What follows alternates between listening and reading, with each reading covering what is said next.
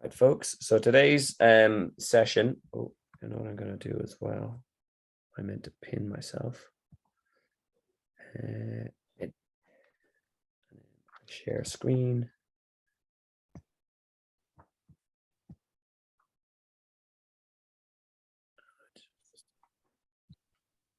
Ooh, second. Okay, cool. I've got it. There we go. Going on. Okay. Hi guys. For people who are just joining this via the recording link, today's session is talk about how you would pull together your race strategy for your A race. I'm very specific on this. As I said, a lot of times B races, I don't give, I think there's a lot of, you can go into a B race a little bit non-strategically and learn more things about how things are going to go. But A race, based on the number of race pace sessions you would have done, and hopefully B races, you should have a clear strategy. But what uses a strategy if it's not written down? So what's involved, how to do it, etc. That's what we're going to go through. I will also caveat that this at the end of it, I will quote, I believe it's Mike Tyson, that as he says, you know, a plan, everyone has a plan until they get punched in the face. So this will give you structure, will give you confidence about what to do. But again, there's a little bit of actually, you have to adapt as you go. So I have a kind of template strategy that I document that I use in my one-to-one guys. And I like to start 2 days out because your race does start in the very few days before taper. There's lots of things you need to organize that if you do not plan out and write down a big checklist and do things like that, you will end up getting stressed in the day. So I will share the template for people who are in the PB squad and on this call, that so you can use it later on if you want. But it's simple things. 2 days out, you should be thinking about knowing your logistics, know what you've done in terms of admin, registration, etc. Key things as well, making sure you've charged your Garmin's, etc. Your ETAP or your Di2 are charged as well. All this sort of stuff that you do not need to be having any kind of concerns about the day of the race. The other element I talk about in the race strategy is in terms of, and we discussed this in terms of, doing your race research? But when you're actually on race site, you can do some very key things. You can walk the course in the day when you're going to rack in your bike, etc. And you can also look at the swim course, see what that's, if you have a chance to do an actual practice swim the day before, grasp it with both hands. At that stage, pick out your sighting points and write them down on paper afterwards. 1 second. Just do a little bit of reading. Hey Frank, how are you?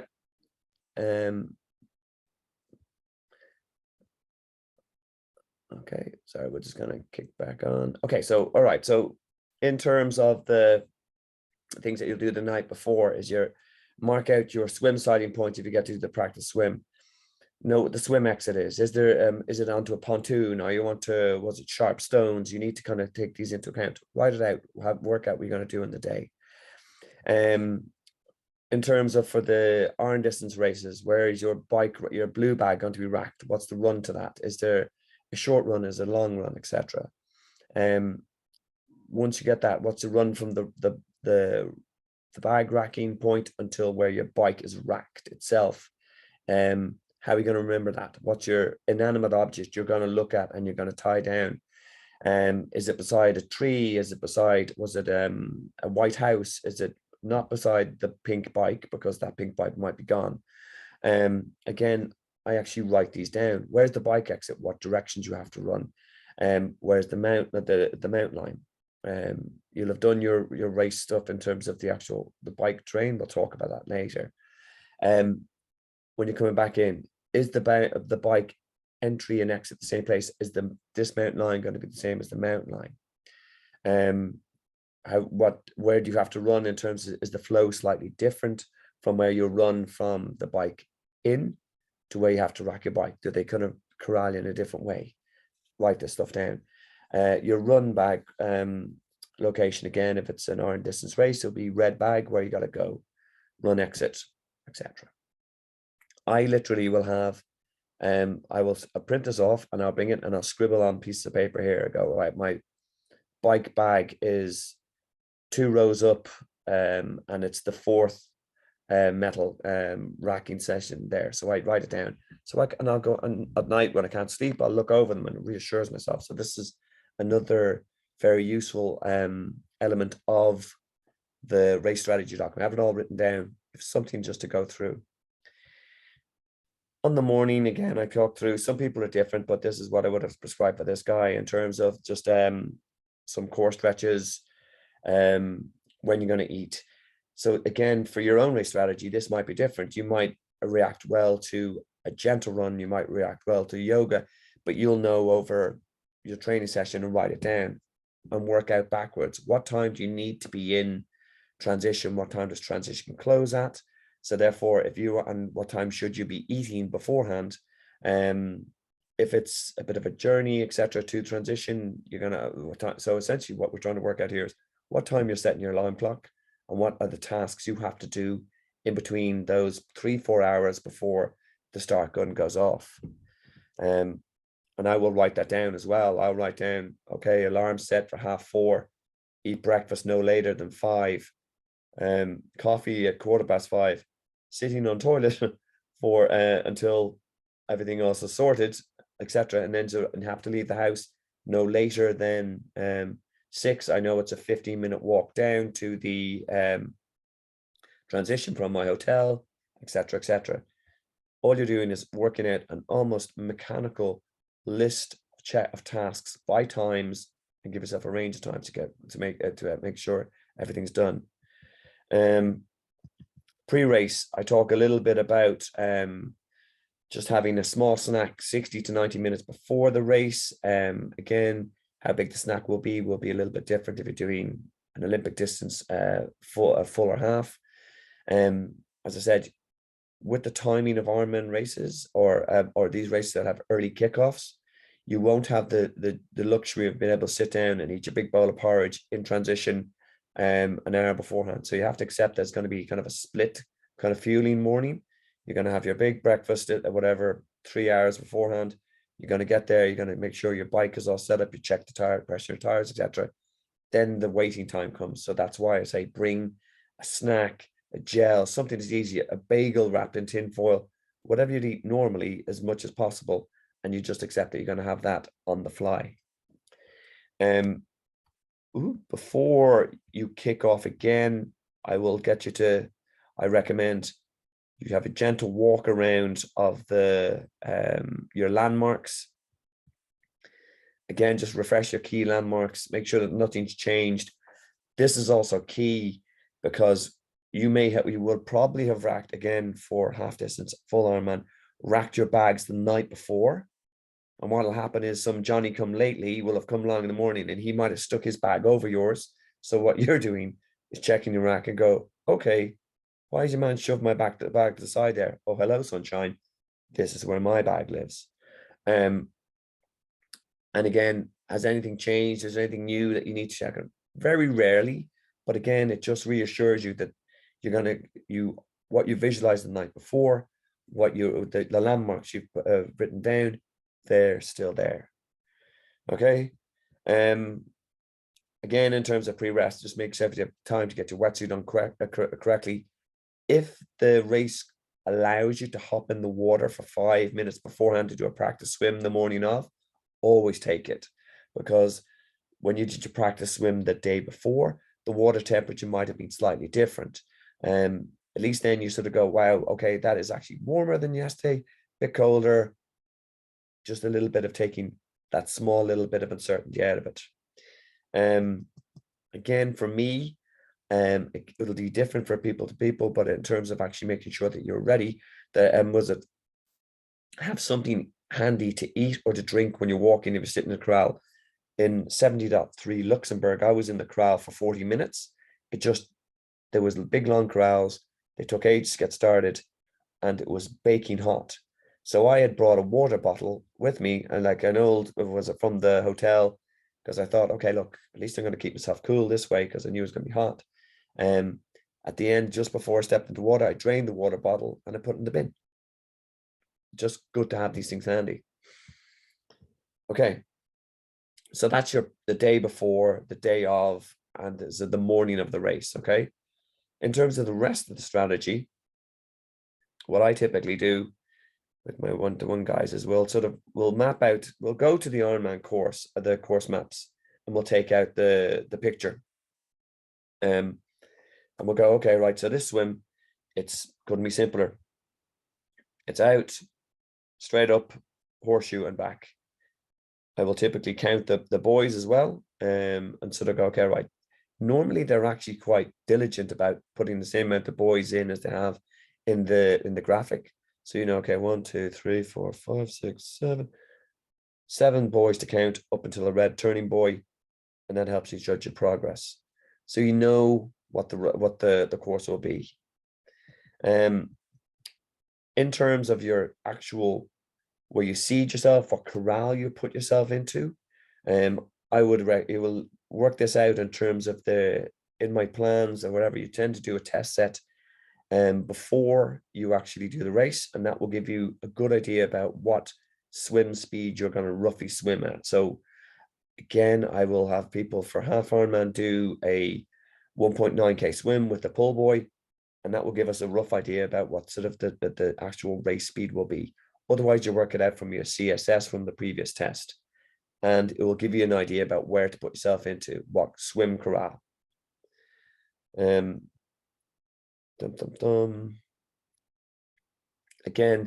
and this will give you knowledge of the course, roughly what a target time and a target pace to aim for, and then that will sort of bake that in for the swim. Again, I will also highly emphasize that, back to Mike Tyson, everyone's got that plan to get a punch in the face.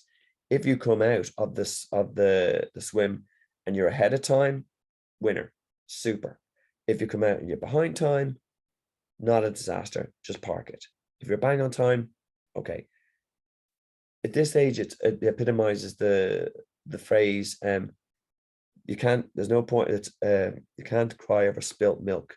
You can no longer influence that time, but what you can, if you don't control it, is you can piss up the rest of your race.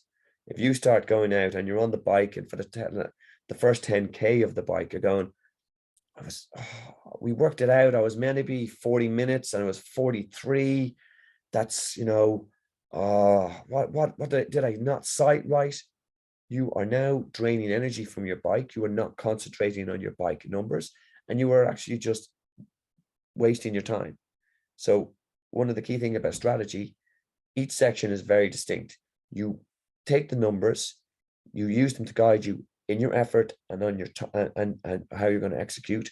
In the swim, it's a little bit difficult because you don't have a computer to judge yourself. But once you get out of once you cross the swim in mat, that's your time. You park it. You don't even look at it. You don't even think about that until you're looking at the results at the end of the day. So then the next part of the race strategy, again, we'll talk about our transitions. You will have actually fine-tuned this the day before and the day of the race, when you're doing your walkthrough. You remember your landmarks, you remember your run flow, and you execute and go, okay, I need to run 2 racks up, I need to run 2 rows up, and that's where my blue bag will be. I then need to run into the tent, I need to put my stuff on, I then need to run out, and I'm 3 racks across, and I'm just towards the end, and it's right beside a palm tree. That's what you're going on your head. This is what the strategy gets you. It almost helps you visualize and just execute that in your head before you get there.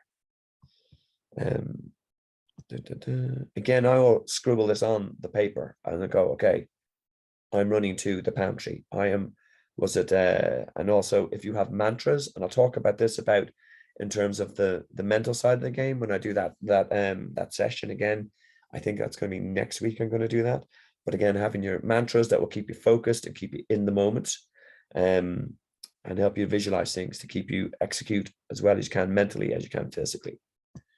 Okay, all right.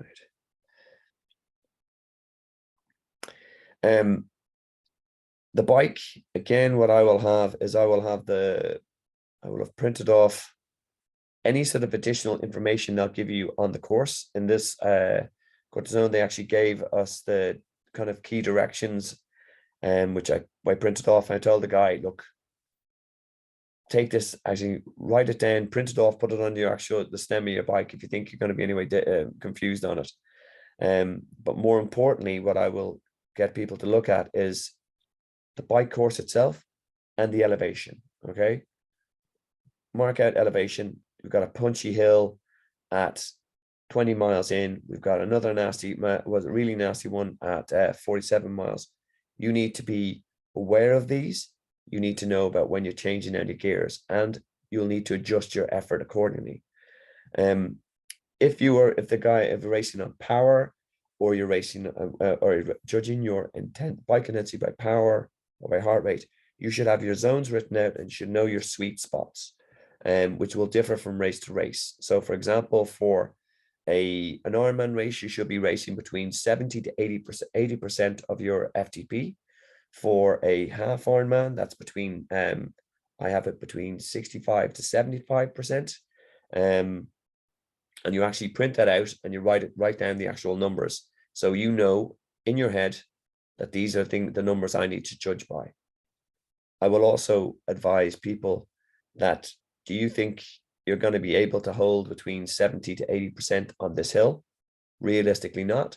So have a ceiling of when you go out of your comfort zone, out of your kind of your ceiling kind of heart rate or power zone, and accept, I'm going to be able to do this for 5 minutes, and then I'm going to recover in the descents.